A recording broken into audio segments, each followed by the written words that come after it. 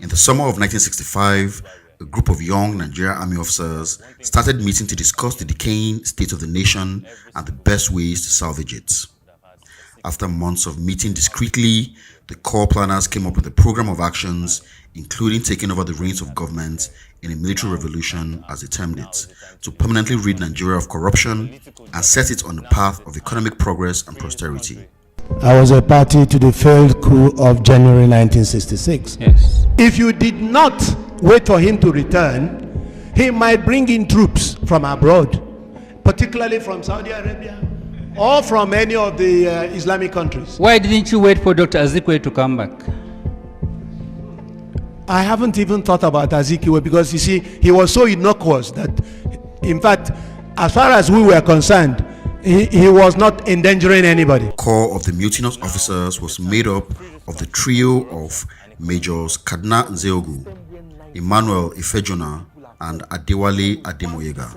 The young officers swung into action in the early hours of January 15th, and just a few hours into the operation, their plans had started falling apart. By 4 p.m., the mutiny had been squashed by Ironsi's men, but not before some unrecoverable damage had been done. Some of the casualties were the Prime Minister, Sir Abubakar Tafawa Balewa, the Sardauna of Sokoto, Sir Ahmadu Bello, Samuel Akintola, Festus Okoti Ebo, Brigadier Samuel Ademulegun, and Brigadier Mai Malari Zakaria, Colonel Ralph Shodeinde, Colonel Ko Mohammed, Lieutenant Colonel James Palm, Lieutenant Colonel Abogo Lagama, and Lieutenant Colonel Arthur Unegbe. Now, at the time you planned the coup, or you were planning the coup, you knew that if the coup failed, your career in the army is finished. Fantastic, you are right. Then I knew. Yes. Then why were you complaining that some of your mates were major generals? You see, the trouble is that they didn't plan a coup. They were good Nigerians. That's why they became major generals. A lot of them became major generals because of coups. Successful and in fact, coups. they promoted themselves.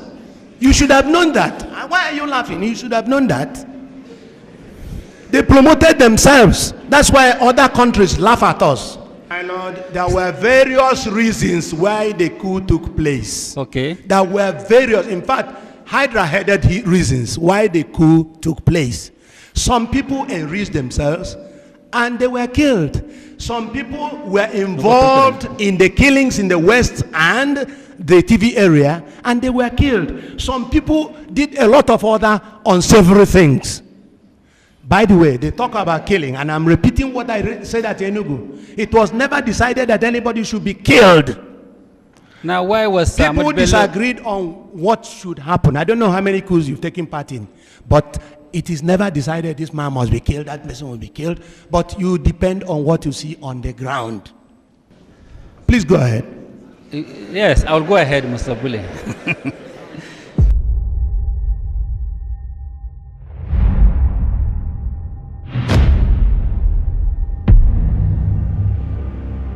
Telling you that the entire country is very happy that you are here. I've thanked you, yes. Having participated actively as a planner, as an executor. I was co-opted. As probably a prospective beneficiary of the coup of 1966. And in fact, this is not in dispute because even in your book, I am very impressed by the way you summarized it at the epitome, and I would just like to read a portion out of it. Please do so. Now, you said as follows, that the coup d'etat of 1966, which has had a fundamental and permanent impact on the political and social life of Nigeria, has generated a good deal of literature. Much, if not all, of such literary output has been based mostly on second-hand accounts and on mere half-truths often colored by prejudice and misguided sentiments.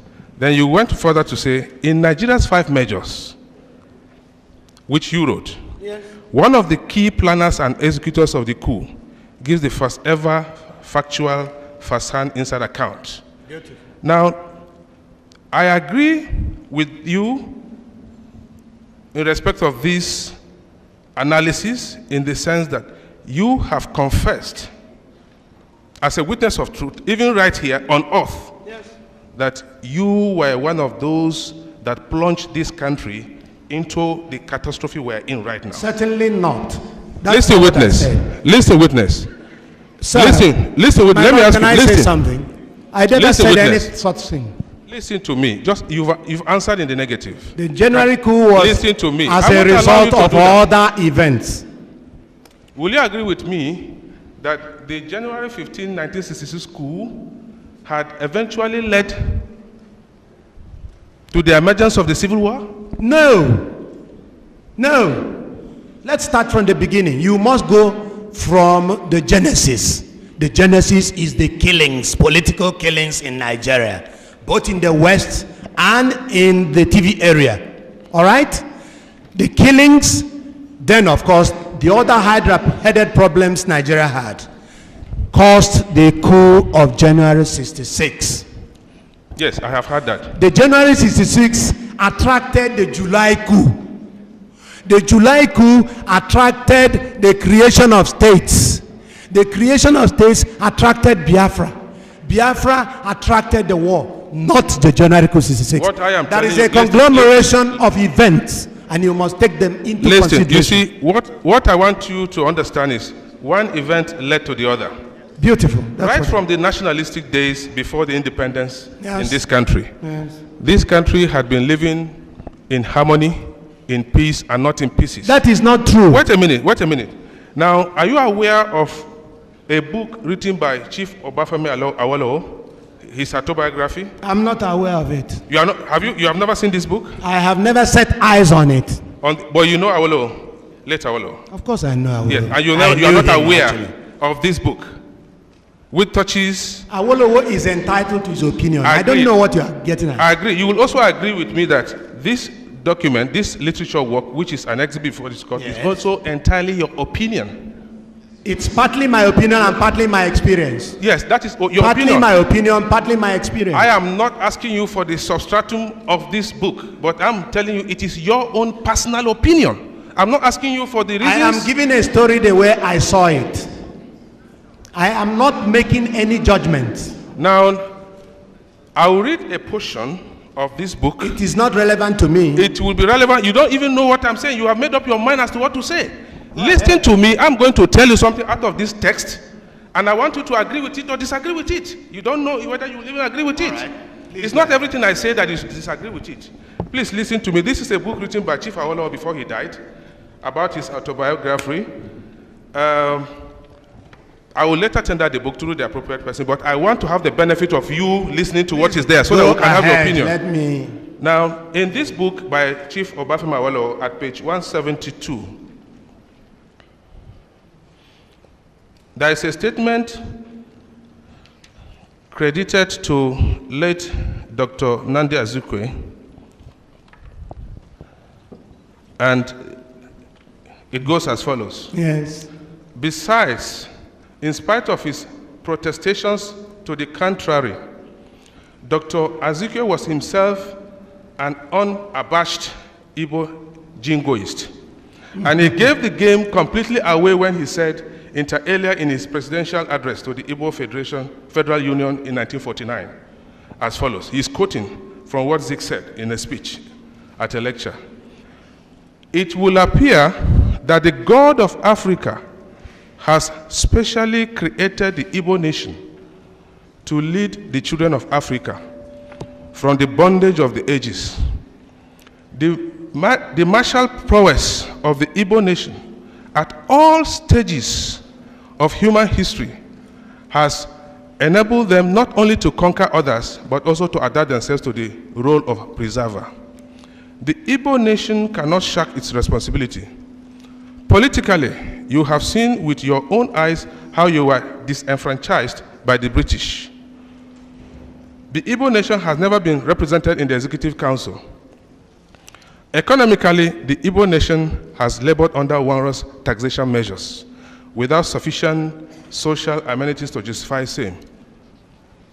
We have been taxed without representation, and our contributions in taxes have been used to develop other areas out of proportion to the incidence of taxation in those areas. It will seem that the Igbo nation is becoming a victim of economic annihilation through a gradual but studied process.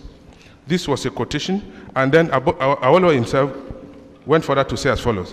In 1948, another Igbo leader and a member of the Nigerian Legislative Council had declared the domination of Nigeria by the Igbos is a question of time. It was clear from these statements and from general political and journalistic maneuvers of Dr. Azikwe over the years that his great objective was to set himself up as a dictator over Nigeria and to make the Igbo nation the master race. It will appear, according to his reckoning, that the only obstacle in the path of his ambition was the Yoruba intelligentsia, and this must be removed at all costs. A situation in which one ethnic group will dominate the others does not accord with my conception of a united and happy Nigeria. Thank you. I am implacably opposed to dictatorship, as well as the doctrine of Herrenvolk, whether it was Hitler's or that of Azikwe's. Now, from this text I read out, Yes. will you agree with me that that grand design had been there ever since? So what you Before- are trying, I didn't write it. to say is I that didn't write should it. agree that Zik said that. What Awolowo quoted. Well, and I am you know asking- that this is Awolowo that booted Zik out of the I didn't write house. it. I didn't write it. And you are saying And you didn't I should write it. agree. I am asking you, what is your opinion? Just Your answer.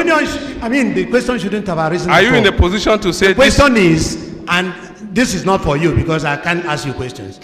The question Nigerians will address their minds to should be, is Zik or was Zik before his death a true Nigerian or a tribalist? Of course not. Listen, but Awolowo would listen, like, listen, just- listen. That is not the issue. Awolowo would like We to paint all Zik have- as a tribalist. So it is Listen, in bad taste. we all have our respect Awolowo for Zik. We to all have write our this reverence for against Zik. That is not and the you issue. know that Awolowo has never seen eye to eye with Zik. Please listen. You are to answer my questions, You are not to asking ask me me to support questions. Awolowo against Zik. You are asking me questions. I will do no such thing.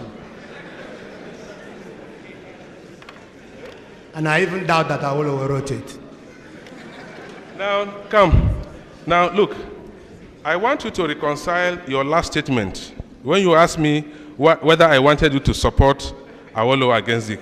Why then did you tell us this afternoon, Yes. just some few minutes ago, Yes. when you were being asked by the other council, I will answer it. that the major object of that coup was to appoint Awolowo as the president of Beautiful. Prime Minister. Yes, Prime To Minister. appoint him. Yes. That is Now, please, can I you want answer to that? answer this Yes, question I'm listening. because there are too many things at issue here. Now, Awolowo was to be appointed to lead a government. That is why I said, therefore, it must be the Yorubas who are using us. Read my book. Therefore, the Yorubas were using us. And you read what Onwatogu said in answer to that. Read it. Look. I want Look. you to be. Look. Yes, my lord. Attention, I How ask can everybody to have this. Yes, my In view of number one, how does this affect your own client? So that we can make progress. You can tender all the things they said and then address us on them. No, number one of the agreement reached after your submissions in the morning. If you want, I read it to you again. Representation by council. Commission accepts that under Section 18 of the Tribunals of Inquiry Act, anybody mentioned in a petition has a right to representation by counsel. The only question that will arise is that such counsel should restrict himself, not itself, only to issues affecting his client, either in his response or in cross-examination. If we are going to throw this overboard, then we open the door wide. And I've told counsel before that there's certain things called, notorious facts. My lord, yes, my lord. Inasmuch as There's no need I'm wasting trying to time wind drafting up. all this. Yes. You can go on for 20 days. We go on, listen. No, my lord, I have been on for just about 30 minutes. In the next 30 minutes, I'll be through. I don't need more than an hour to be through with this witness. Yes, witness.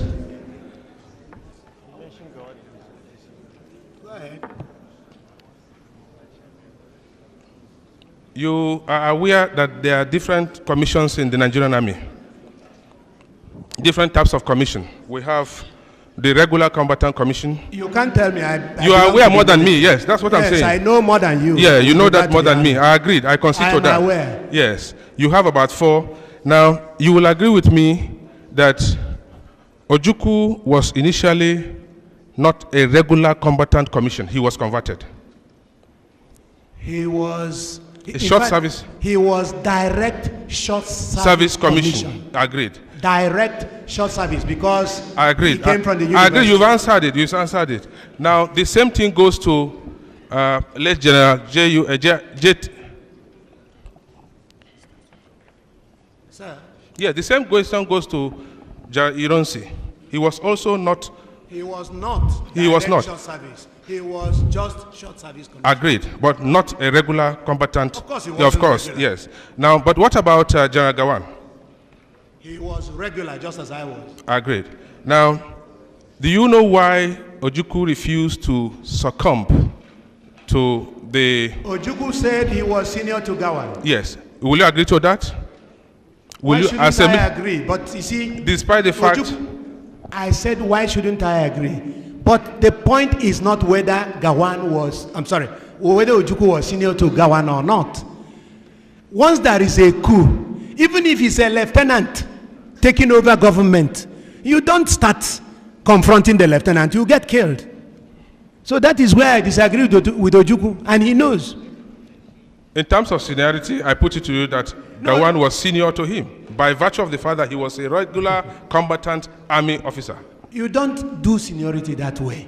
It's okay, I've heard you. It is not the way seniority is done. I have heard you. If Ojukwu was a colonel when Gawan was a lieutenant, Gawan could climb up and reach Ojukwu's rank. Do you remember? But still became I have inferior. heard you. I have heard you. Let's make progress. Do you remember Colonel Adebayo's committee?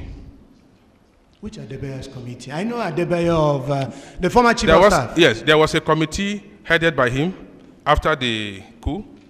Oh, after the coup? After the civil war, yes, after the civil war. Not after the coup, Yes. after the civil war. Yes. Okay.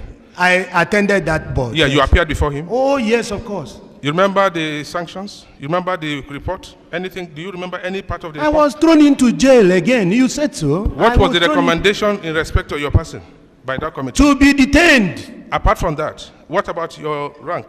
I didn't know about the rank, but Nigeria published what they call Nigeria 1966 with regard to events of both the war and the coup. And I was said to have been sacked. But only lately, the head of state, the present head of state, made statement to the effect that all dismissals will be converted to retirement. And we are expecting for this thing to be clarified. So until that is done by the army headquarters, I don't think we should say anything about it. It's all right. I have heard you. Now, General, that takes me to the final issue on your book.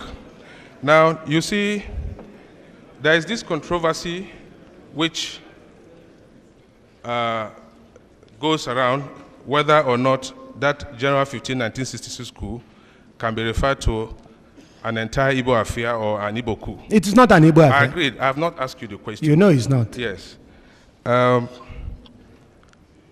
I know naturally you will say it's not an Igbo coup. Now, but I want to ask you a few questions. Please, and see whether you will agree feel with free, me. please. You see, in this your book, Yes. you wrote about the 5 majors. Yes. And of all the 5 majors, Yes. only one was not an Igbo. Beautiful. You are right. Okay. You are very right. Yes. And the one who was not an Igbo is, what do you call his name? General Ademoyega. Adewale He was Ademoyega. never a general. Yeah. Major, Thank you. yes, Adewale Ademoyega. Yes, sir. Yes. Now, while you were giving evidence before this commission, while it was sitting in Enugu, you told this horrible commission that Major Abisoye is a typical Yoruba man. You said so. I have the cassettes here. You said Yoruba man. Well, I want to put only it to, because he typifies Yoruba people. wait a minute. Yes, I want okay. to put it to you that he is not Yoruba. He is Ogori in Magongo in Kogi State. Okay. Do you agree? Do you withdraw that statement? If Probably that- you said it out of ignorance. based on information, Yes. I am wrong. If you are correct, Yes. That's what I'm telling you. I made a research Because on you it. see, he was my It's all classmate. right. It's all right. He went to Keshi, Now- and we assumed that he was a Okay. Yoruba man. And I'm happy that he For- was the one who wrote forward to the book, Ademoyega's book. Listen, having agreed, listen, witness, having agreed Yes. that 4 out of the 5 leaders of that coup plot Yes, were Igbos, yes, it is correct. yes. Will you agree with me that and having agreed also in your papers, in Yes. the exhibit submitted by Ohaneze, Yes. that we have about over 400 nationalities I in agree Nigeria, with you, yes, yes. which I understand that to mean tribes and different dialects in this country. Yes. Will you agree with me that 80% of the leaders of that coup were Igbos? Even if it's 85, Agreed. it's not an Igbo coup. And you still don't call it an Igbo coup? Of course it isn't. Now- Because Ademoyega claimed that there were only 3 who planned the whole thing. Yes. We were co-opted. Listen. I hope you Listen. understand. We were co-opted. Listen, having agreed to that, and you recall that the coup took place in Kaduna in the north, being the headquarters of Northern Region, in Ibadan, being the headquarters. You are very right. Yes, and in Lagos as well, but not at Enugu or in any part It of the took east. place at Enugu and in the Midwest, I'm not but they referring- were not effective. I'm not referring to the coup. I'm referring to the coup, not civil war, not the The other. coup took place at Enugu, and I told you that Jallo took over the radio station, didn't I? Were there killings? We agreed. Were there killings of I any? told you that there was no question of definitive agreement on killings. I told you. Now I put it. Yes. Trained at this juncture to interrupt the cross-examination. Why? Well, because he's violating the. I mean, counsel agreed this morning. If I'm. I've shown them the agreement. They want to go on. Let them go on. Let's make progress. All right, my lord. If it pleases your lordship.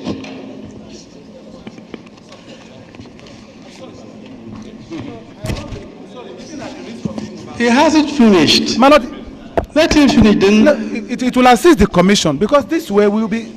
I'll tell him. Otherwise, I will pray, my lord, to now abrogate the accord we have reached this morning, because my lord has already accepted, and we all abide by it. Each counsel should cross-examine on points touching on affecting his client. This way we are going talking around. to an SAN, you know. I'm addressing the commission. I'm not addressing the SN. The I don't commission- know whether junior counsel can advise an SAN. No, my lord. I am addressing the commission so that the commission can intervene. My lord. Yes. Thank you, my lord, for the. My lord, thank you for the protection. I will consider he has the right to talk, but my lord, I would like your lordship to recall, to remember, one of the aims of cross-examination is to as much. It's all The right. Let book me on proceed. cross-examination. It's all right. It's all You right. can't tell me about the aims. I It's know all right. all the It's aims. all right, my lord. Now, witness, are you attentive? I am very attentive. Now, the major reason why you are here with this petition is that you are alleging that the Igbo race is being marginalized. Yes, it's being marginalized. And based upon that allegation, you are asking for a lot of money. Yes, it's being Ohaneze marginalized. submitted Yes. a petition Yes, on behalf of. on behalf of Igbo Yeah, people. that's what I'm saying. And I was specifically given the assignment to show that the coup of January 66 was not Agreed, an Igbo coup. agreed, agreed. And you do not want to go on there. I agree, I Let agree. us clear it first and foremost. Then you can handle the others. That is an arrangement between you and Ohaneze, not with me or with the commission. Since you are here, I consider you a competent witness to answer my questions. All that I'm asking you is this. Now, can you give us an hypothetical situation where you can say the Igbos are not marginalized? What do you want? Are What not exactly do you want? marginalized. Yes. What exactly do you want? Let me tell you what I want. Yes. And I believe that Ohaneze wants it. And my Lord, I thank my questioner for asking me this question. What I want in this country is for the return of merit. If we do everything on merit, there will be no problem. Every state, every ethnic group will gain merit, not on anything on basis of tribe, not on basis of where you come from. And in this country today, you know that certain people are full-blown generals because of where they come from. I have heard you. Even a but state. You see, I have heard you, but you see, let me finish. What you are saying. Even a state. Listen, what you are saying. Do you agree with me that that is subjective? Do you agree that what you are saying is subjective? Even some people answer born to rule state, and this is not good for Nigeria. It's okay. Not it's good okay. for now, development. I put it to you that having failed to secure political domination through the coup, your attempts were made to succeed. You see, the interesting thing is that our coup of January 66 was not actually meant to secure any political domination. It was never, ever. Ironsi was commanding the army. He was to be killed. Listen, witness. I'm not asking you for stories. Listen, I'm not asking you for stories. You referred us to another coup which you called a coup in July in 1966. Didn't you? Of course I did. Now, you will agree with me that at a point in time, there was no governance in this country for a period of 3 days in that July 1966? Beautiful, because now will you the motive July coup cost it. Listen, can you properly call that a coup? Was that not a reaction to refusal? You mean that the coup of July 66 was not a coup? Was it actually? It was a reaction. This is the first time I'm hearing this. It was strictly a reaction. And people were killed in large numbers. And you said it's not a coup. That was a reaction. That was a reaction to antecedents. My lord, what is a coup? With respect, my lord, may I respectfully refer to the ruling just read to us. Paragraph 1. Representation by counsel. Commission accepts that under Section 18 of the Tribunals of Inquiry Act, anybody mentioned in a petition has a right to representation by counsel. The only question that arises is that such counsel should restrict itself only to issues affecting his client, either in his response or cross-examination. Gbulie and Yusuf never seceded, and I'm sure Haneza never accused Gbulie or Alhaji Yusuf of secession. So these exchanges between counsel and the witness is just prolonging this matter, and we have to restrict. Thank you for helping me. Yes. Junior counsel had already mentioned it. Counsel representing the Port Harcourt State government. Jokingly, I interjected. Does the junior counsel advise at SAN? The hint wasn't even taken. Rather, I was challenged about the limits of cross-examination. I said, I've written a book on it. And maybe I read a portion of what I read there. Although there is definitely more latitude allowed in cross-examination, yet, listen now, I'm reading, you would challenge me, and you're not even listening. Although there is definitely more latitude allowed in cross-examination, yet still, questions in cross-examination should bear some relationship with the material facts which are in dispute in the case. Cross-examination is not allowed to roam at large over every subject under the sun. The only exception to this rule is cross-examination to credit. Now, if that is what you're doing, it's all right, I'll allow you. But having regard to one here, if we want to save time, otherwise somebody can cross-examine for a week. If we had all the time in the world, I'll leave you. But we haven't got all the time in the world. So thank you both for helping me. In fact, I would have been through by now. So you told us lastly that there was no plan to kill. Even in my book, I did say there was a division on the matter. Now listen, I have not landed. Okay, how do you reconcile that with the fact that Ironsi was to be killed? You said so just now. Can you reconcile? Again, if I said so, it is part of the slip of the tongue. He was a target. But the question of killing. Thank you for that. But that does not mean. It's okay. Thank you for that. Maybe it was in the context. I am okay. You are to answer my questions. He was alerted.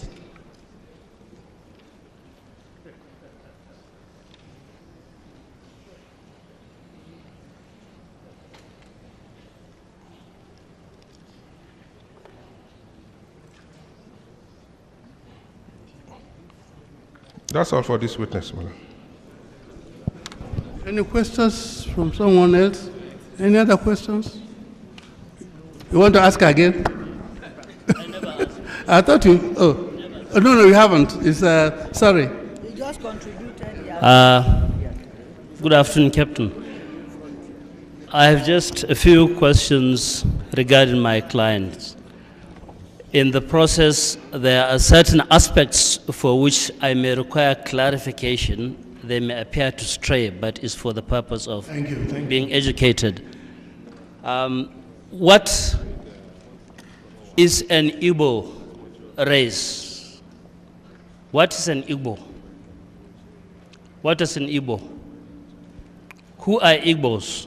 Igbos are people of a particular ethnic group who speak the language, whose state of origin are those of the Igbo area.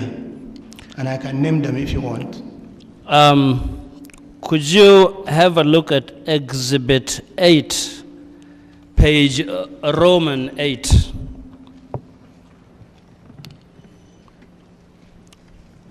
Bottom left. Can you read that? Oh, I can read it for you for speed, actually. You said in this book, the word Igbo is used to refer to the people of Anambra and Imo states of Nigeria rather than its incorrect Igbo. I am right, yes? The book was published in 81, excuse me. There were, okay. The other states had not been. I agree, sir. Okay. The word Igbo. I'm coming. I have not finished. Okay. Because then in your new book from the bookshop outside, the same page 8, Roman 8, in this book, the word Igbo is used to refer to the people of Abia, Anambra, Ebonyi, Enugu, and Imo states of Nigeria rather than its incorrect form Igbo, right? You are correct. Where from is Nzegu? Is he an Igbo or not? He is an Igbo. He is on the cover. He is an Igbo, I-G-B-O. We call it Igbo. But the Englishman says I-B-O. Okay, what is Major Nzegu? What was he? There is no Major Nzegu. What was this gentleman? Okay, Nzogu. What was his ethnic? He's from Opanam. He's an Igbo man. He is an Igbo man. From He's which? An Igbo man. From which state? From Opanam, Delta. From which state? Igbo-speaking area of Delta. Okay, so. Igbo-speaking area of Delta. So, do you stand corrected that there are Igbos outside these two Oh yes, of course. states? There are even Igbos in diaspora. Okay, are these insufficient, too insignificant to be named? No, it's a question of time and convenience. I now understand your understanding. So, page 1 of your book, Exhibit 8. Yes. You have on the opposite side the pictures of Officer Cadet Wing of the NMTC Course 1. That was your course, March to October 1980. You are very right. Yes, mind you, I'm trying to see that we leave here better than we came. Since you are possessed of it, could you please hand him Exhibit 8? That particular page. Sorry for the delay, my lord. How many people are there? 16. Yes. The 16th name is from Cameroon. That is Chiabe. Of the 15, how many would you say are from your understanding of the then North? I think there are 5. Just a minute. Let me be correct about this. I think there are, 2 from the east, 3 from the west, 1 from the Lagos, and the rest from the north. How many? I think it should be 10 then. 1, 2, 3, 4, 5, 6, 7. They're in the lower row, so they're not in the first row. It's either 9 or 10. Can you name the 9 or 10? Okay, let me name them here because they are written there.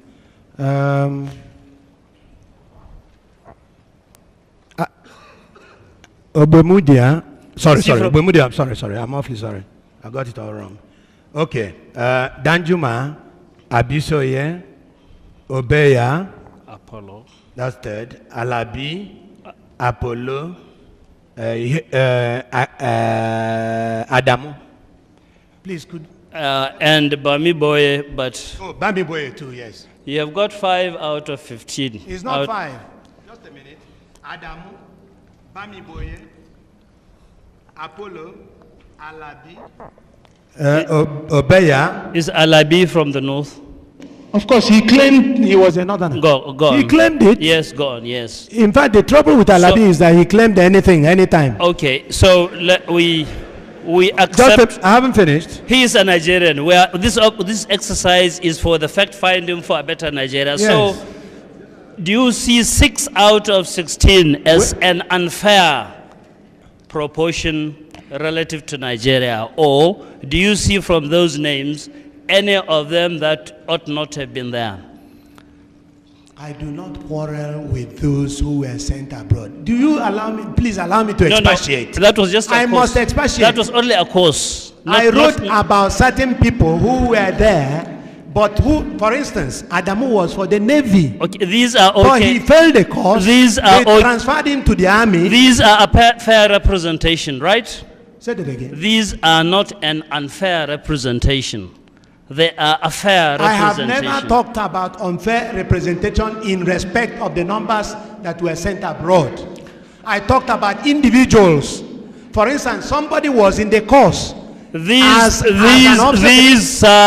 sir, Lord, understand. I know you know more than I do. You can anticipate, but you don't want to listen. I have noted that. But Officer Cadet Wing, NMTC Kaduna, not those who went to Sandhurst or UK. So I'm only talking of NMCTC It Kaduna. is from this list. In fact, it's not all the officers. These are the people who passed to go abroad. So the 6 are a fair representation of the North. More than fair. They are an unfair representation of the I North. said more than fair because of merit. And you see, okay, so some of them did not merit it. There were white men then, and they wanted merit. But some people tried to change it. Yes, so I wanted to clear that and proceed. I'm trying to understand because it is, I'm trying to stick within the rules, but I want to understand your state of mind in that respect. Thank you. So look at page 6 of your paper. Yes. Of your book. Yes. Page 6, yes. 1, 2, 3, 4, 5 lines from the end of page 6. Before second, before number 2. Before number 2. What? Yes, well, because I am working on the basis of the exhibit 8. On page 6, there is. Is it the one that starts with thuggery? That page starts with the Hamatan. No, it has nothing to do with page 6 here. The page 6 starts with the word the Hamatan. I'm dealing with exhibit 8. Okay, the beginning, all right. The beginning is the Hamatan had clearly set in, yes. Okay, so if you go down, you will find where you said, suddenly I saw the whole picture clearly. Yes. A coup d'etat was in the offing. Yes. And I was being obliquely asked to play a part in it. Beautiful. That was your discussion with Ngobosi. Yes. At the railway station, Kaduna. Yes, he put it obliquely, yes. Look at page 7 of the same exhibit. Yes, I have it. It was your view that politicians appeared to be above the law using the military. That's right. Especially in the West and the TV area. And in the rigging of elections. Good. Can I put it to you that what brought about the January coup was the confusion in which the NCNC found itself with a weak alliance with a part of the West, and therefore it felt doomed, and therefore used you to pursue the cause of the coup d'etat? You cannot be any further from the truth. Because you were used rather than the northern officers being used. We were not used. All of us who took part in the coup had our own minds. We were not used by anybody. That is why I took responsibility for my action. Then, sir, why is your rendition largely founded on rumors? Sometimes there were rumors. Rumors were flying about here and there. You are... Especially in 1965. Okay, I will go to page 37 of the exhibit, if I were you. Please go there.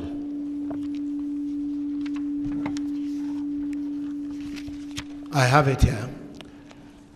On that page, you had a feeling at that stage that you are prepared to slash the throat of the Sardauna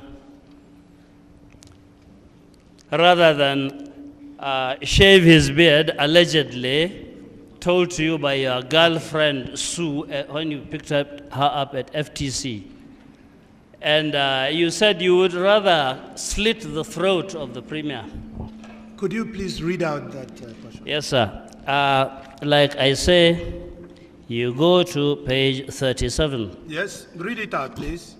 Please. Page 37. Yes. 1, 2, 3, 4, 5, 6. From top. Read the seventh from the 7th line. Okay, just a minute. 1, 2. From the word I laughed again. Okay, sorry. Is it from the bottom or from the top? From the top.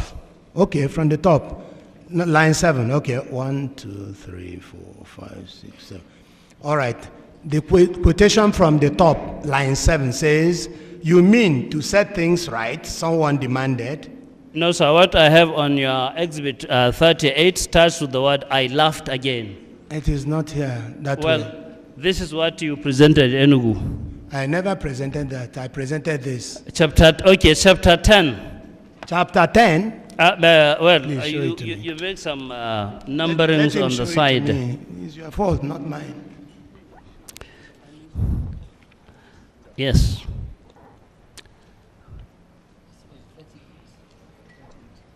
Okay. Sorry, okay, page 38, I'm sorry. Is it 38? Where is it? Line 7 from the top. Okay. 1, 2, 3, 4, 5, 6, 7. We can do that in your mind, no problem. Okay.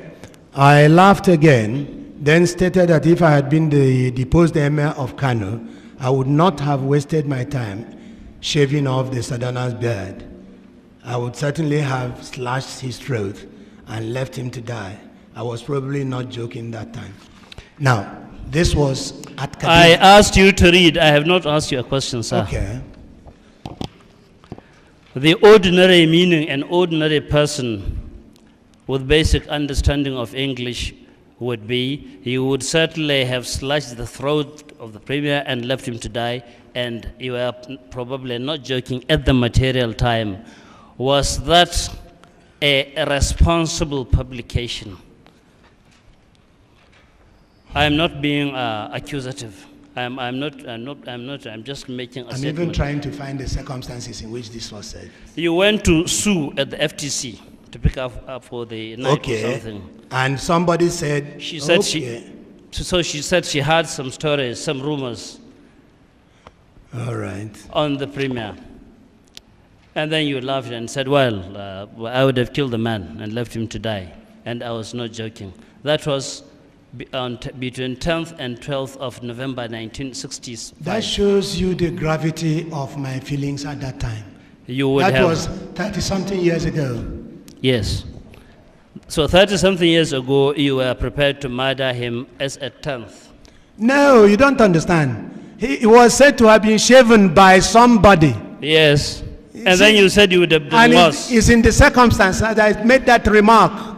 You would have done worse than that, you said. And you are not joking. Next, sir, you go to the same page 38. Yes. In respect of page 39 this time. All right. Fourth paragraph. Fourth paragraph. Which starts with the word continuing. Yes. Continuing, he said something about some arms and ammunition having been smuggled into the country through the northern border, solely for the purpose of prosecuting the said jihad. Do I stop Go on, yes. Okay. Then, by way of buttressing this rumor, he further hinted that the brigade camp RSM, Ambrose Chukwu, had lately been arrested and imprisoned on the orders of the brigade commander, Brigadier S.L. Ademolegu. Good, sir. Go to page 40. Page 40. Yes. Second paragraph. As it turned out, is it? Yes. As it turned out, not only was I able to verify the story, the camp RSM, this is the Go on. The camp RSM was eventually found. I also learned. Mm-hmm. No, I want to. No, just I said read that paragraph. Okay, I also learned that through the grapevine, that some Arab soldiers in Mufti were already infiltrating into the country on the invitation of the Northern Regional Premier. Go on. You want me to continue? Yes, sir. Okay. The jihad many an officer feared was soon to become a military fact. Go on. And their fears could not be dismissed out of hand as completely groundless, especially when viewed in the light of the many secret nocturnal meetings held at the Premier's residence at Ngwanshino, meetings with the, meetings which the names Ademolegu, Akintola, Maimalare, Ahmad Bello Ahmad Bello had long been closely associated. So the Arab story you heard from the grapevine. Yes. Go to the paragraph which starts with indeed. Indeed, many officers feared the worst, more so as the news of the latest postings of some of our top commanders reached us from Lagos.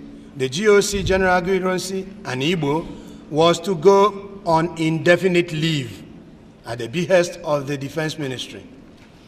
Lieutenant Colonel Hilary Njoku, another Igbo, was to relinquish the command of the 2nd Battalion, based at Ikeja near Lagos, to Lieutenant Colonel Yakubu Gawan, a northerner from Pankshin, and proceed to Kaduna to take over the command of NMTC. It was evident that by this arrangement, the southern command of the Nigerian army was to fall almost entirely into the hands of the NPC.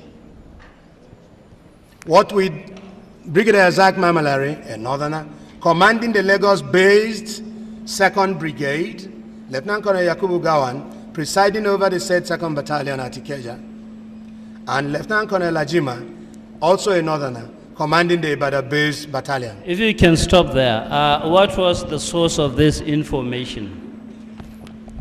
Everybody heard about it. I didn't. Maybe I was in. You couldn't. You weren't born. Yeah, so I was trying to understand. No, I was born. Everybody heard about it. Of this event. Even it's chronicled in the book you are holding there. So that is not a rumor. That was not a grapevine for a change. I said I had it from the grapevine. Good. But now it's been confirmed. By you? No, from the write-ups I have seen. Go to page 43. 43. Yes. First, second, third paragraph. Halfway there is a sentence that started with this had led to a national political deadlock. First paragraph is a candid person. A candid person starts it. First paragraph. Yes, third paragraph. Oh, third. According to him, then go Okay, go to the fourth line. Okay. 1, 2, 3, 4. This had led to a national political deadlock, which in turn had caused the president to exercise the emergency powers vested in him by the Nigerian constitution. In retaliation, the incumbent Prime Minister, Abubakar, had been quick to contest the powers thus exercised. He summoned a conference of the service chiefs with a view largely to removing the president from office by force of arms. What is your source of that information? Was it that common knowledge or published or official thing? It was common knowledge. And let me add that what was your source? From where did you learn it? Because you are tied to this. I think you are a lawyer. Let me add. You are tied to the statement, so the issue is the source, because grave statements of this nature, important statements. Can I add now? Need to be clarify sourced. this. Yes, the authority. There were meetings at the 1 Brigade, which I actually, wrote about in this book. Meetings in which some officers were campaigning for the Prime Minister. Did the Prime Minister call service chiefs with the intention to removing the president by force? Listen, we listened to the radio at the time. You heard it on the radio. Both the radio and other means of communication. Go to page 56. 5. We are moving in time so that one understands. Page 56. Yes, 53. First, second, third paragraph, starting with Lieutenant Colonel Yakubu Pam. First paragraph? Third. Oh, third paragraph. Okay. Third paragraph, 1, 2, 3. Major General Thompson Agui Ironsi is the third paragraph here. Lieutenant Colonel Yakubu Pam, go on. Read it. I said that the paragraph starts with Major General Johnson Agui Ironsi. Was the general officer commanding the Nigerian Army. Page 56. 53. Okay. All right. 56. Yes. Lieutenant Colonel Yakubu Pam, trained at Sandhurst and Camberley Staff College, was the Adjutant General at the AHQ. Following the OP Adam 3, this is read. the TV internal security operations, which he and Brigadier Ademologo had teleguided from Kaduna. He had become quite notorious. He was said to have been instrumental in repressing the on-the-spot commander of the operations, Major Chris Anuforo. Is that why they say Major Anuforo murdered Yakubu Pam? I don't know who murdered Yakubu Pam. Proceed, continue to read it. All right. After the letter had refused to release some pro-NNA politicians caught with sizable caches of illegal arms and ammunition. Besides, it was rumored that his ultra-modern story house at Kaduna was a gift from the NPC politicians who had gained by his friendship. What is the basis of that rumor or your source? I said it was rumored. I mean, it was a rumor. Let me explain. I talked about rumor. Let me explain. I understand the meaning of rumor. I wrote this book inside Kirikiri, and I asked questions. So because I could not substantiate any of those things I wrote, I said it was rumored. I put it to you, sir, that after these 15 rumors, your rendition is completely found on a foundation of rumors, because you have counted over 20 rumors in a book that is to be permanently there. Beautiful. And when you talk of a two-story building rumored, I presume you know the house in Kaduna which was built, the multiple story. I was inside Kirikiri when I wrote this. Are you still there in Kirikiri? What you are saying? 35 years later. So I was released from Kirikiri in 1974. You were released a generation ago. Thereafter, you are said to have reviewed the book. You are very right. The story Nobody, did you verify it as a result of that review? nobody opposed, nobody wrote a rebuttal, nobody opposed this, except May Nasara. Except May Nasara, nobody else wrote a rebuttal on this. So I assume the rumor was a correct rumor. And it was not necessary for you to cross-check the rumor at the end of esprit de corps known in the armed forces. I put it to you that it was a bungalow Esprit de corps, which you destroyed. you said esprit de corps. Yes, for the For sake people who have gone to war. even of the dead, you had a duty of esprit de corps. Esprit de corps for people who have gone to war on both sides. Esprit de corps in respect of a person you murdered. I But did not murder Yakubu Pam. I am going into the introduction to cover the executive authority of my clients. Therefore, the background of your book is based on substantial rumors so that one can understand how to build on it. I'm happy you are using the word substantial rumor. That is a matter of your value judgment.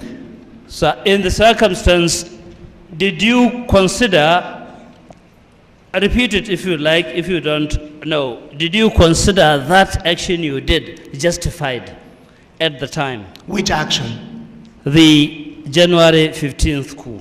January 15th coup was not just justified, it was acclaimed in Nigeria. My Lord, after the country had been set ablaze by the politicians. My Lord, I seek to tender No Place to Hide, Crisis and Conflicts Inside Biafra by Bernard Odogu. Fair enough.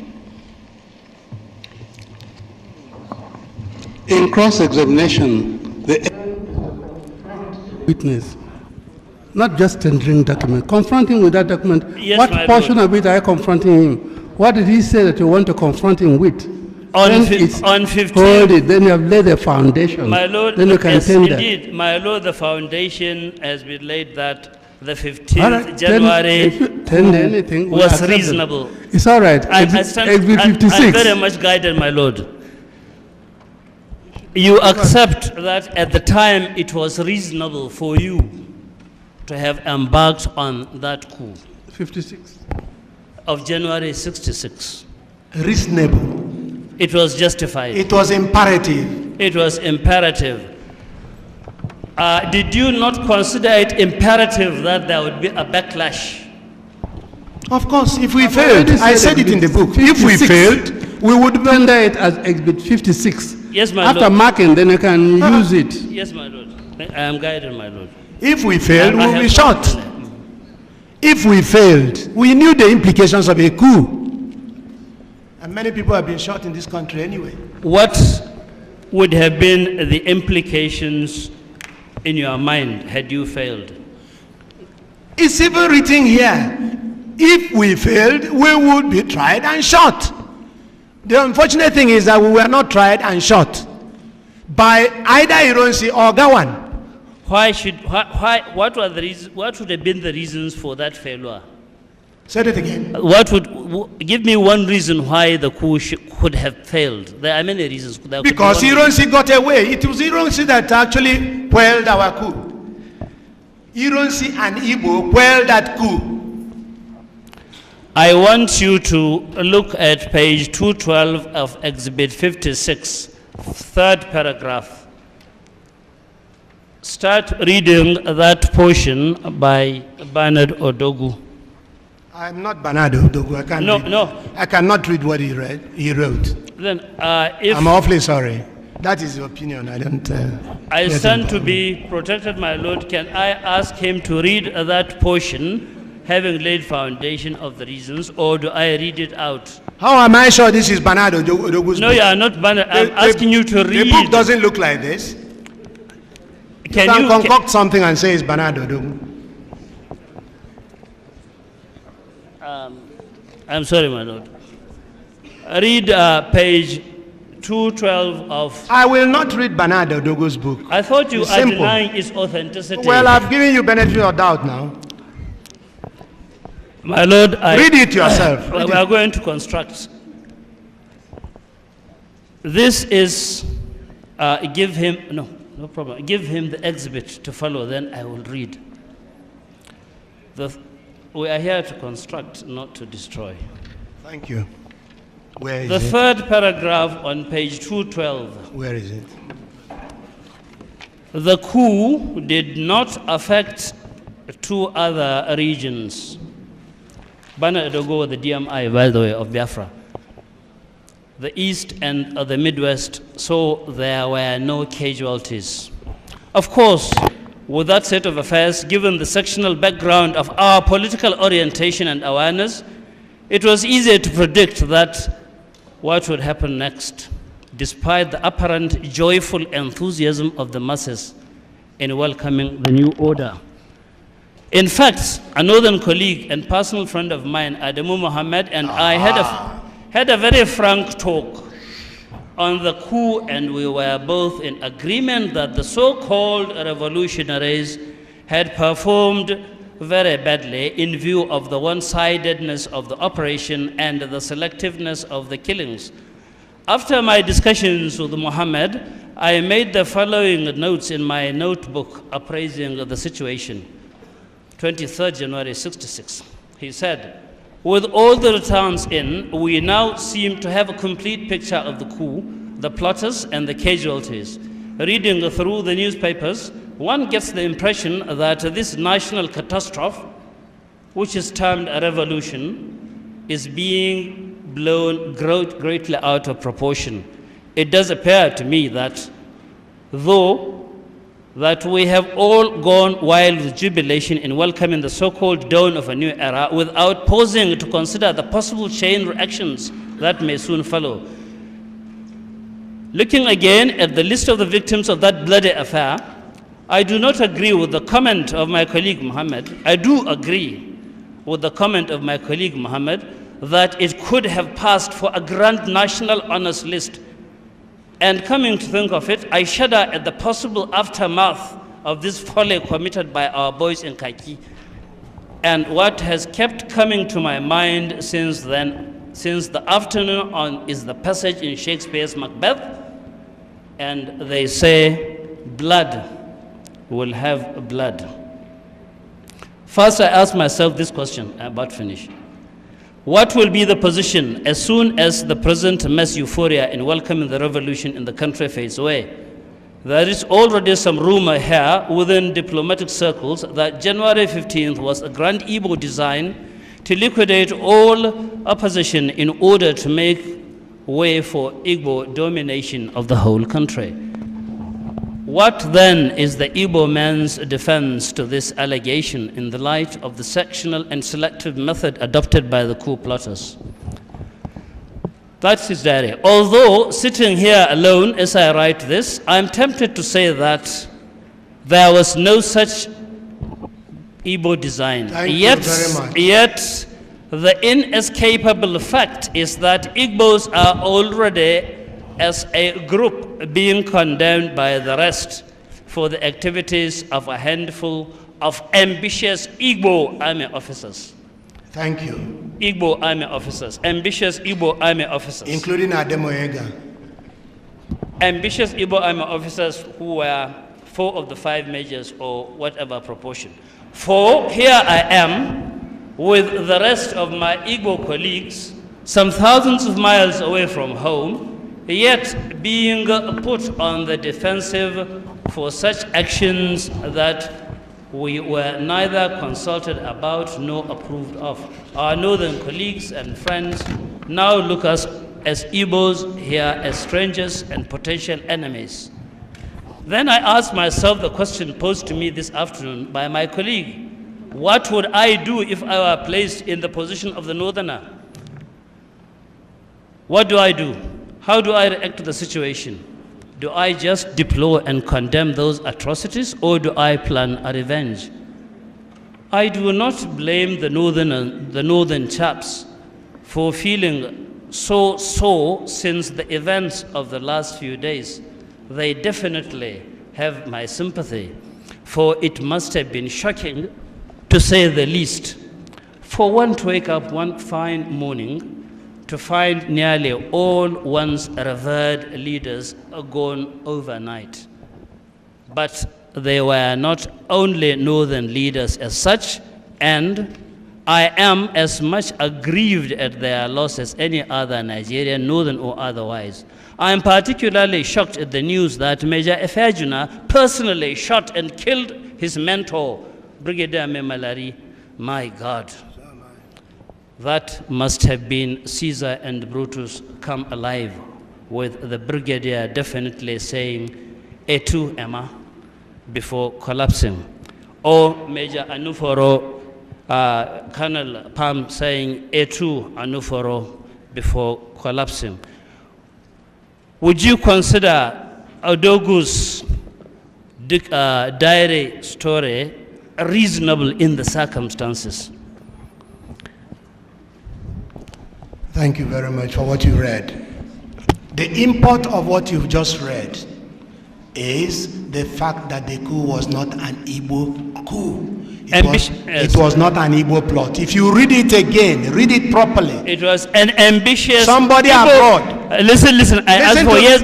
The answer is yes or no. They said what I read was an ambitious Igbo military. That is his own view. That is his own view. Would you consider based on the information available to him? That's what he said. The question, sir, would you consider the rendition reasonable or not?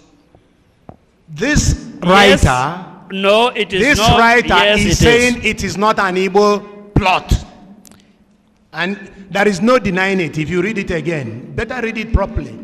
It was an Igbo... And even in the case of ambitious Igbo, whatever military, he calls them, no, whatever. he No, did not mention people of I said ambitious Igbo military officers coup, not whatever.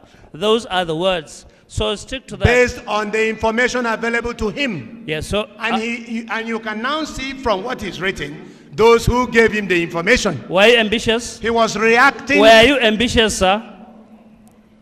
Every human being without an ambition is not a good human being. So his statement then would be reasonable. Even he was ambitious. You are ambitious. Everybody's ambitious. His statement then would be reasonable, yes or no? It's not reasonable. His judgment is warped because he was making his judgment based on the facts available to him. Unfortunately, that's all we can take for now. Captain Gbulie passed on Sunday, 23rd January 2022, was laid to rest in his home state of Anambra. But why is it that when in July there was a counter-coup, you did not kill only Igbos?